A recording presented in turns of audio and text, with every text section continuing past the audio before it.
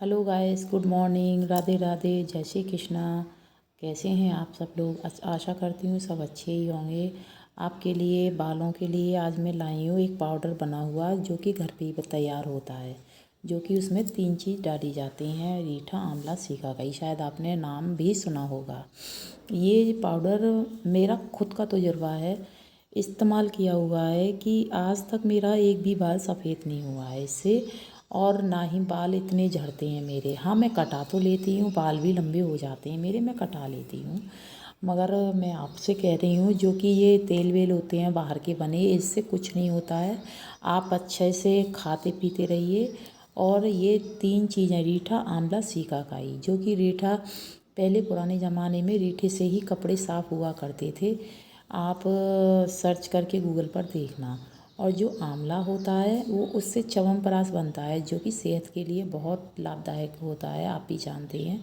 जो आंवला होता है वो बालों की ग्रोथ बढ़ाता है। और जो सीकाकाई जो होती है उससे बाल रेशमी और चमकीले होते हैं।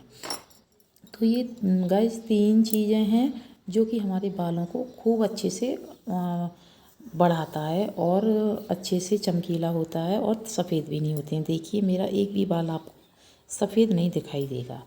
तो मेरा मतलब ये है, आप शैम्पू से, जो शैम्पू कितने भी अच्छे होंगे, केमिकल हैं उसमें, शैम्पू तो शैम्पू होते हैं। आप जड़ी बूटी से बना हुआ पाउडर है, ये इस्तेमाल करिए। मैं ये नहीं कहती कि आप मुझसे लीजिए, कहीं भी पंसारी की दुकान पर चले जाओ, रीठा, आंवला, सीकाकाई सम मात्रा में 100-100 ग्राम ले लीजिए। उसको सुखा लिए, कूट करके सुखा लो, सुखा करके और उसमें मिक्सी में कूट लो। पहले खल्लड़ में कूटना है उसको, फिर और सुखा लो कूटा हुआ, जो खल्लड़ में मोतरा मोतरा कूट जाता है। और फिर उसके बाद मिक्सी में कूट लो महीन। उसके बाद रात को जब हम सोते हैं, सोने से पहले 2 चम्मच गला लो और सुबह उठ करके अपना सिर में लगा लो।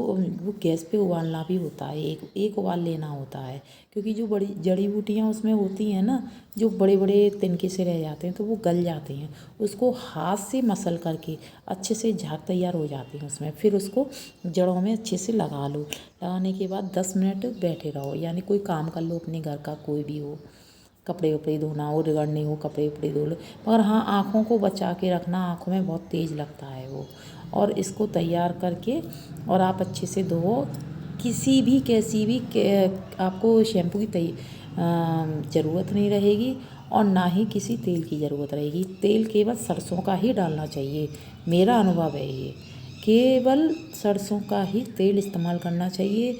ये जो अब ये ऐड आ रहा है, ये कौन सा ऐड आ रहा है, जो 200 जड़ी बूटी वाला तेल है, ये सब बेकार की चीज़ें होती हैं, सब अपने को ऐड बनाते हैं।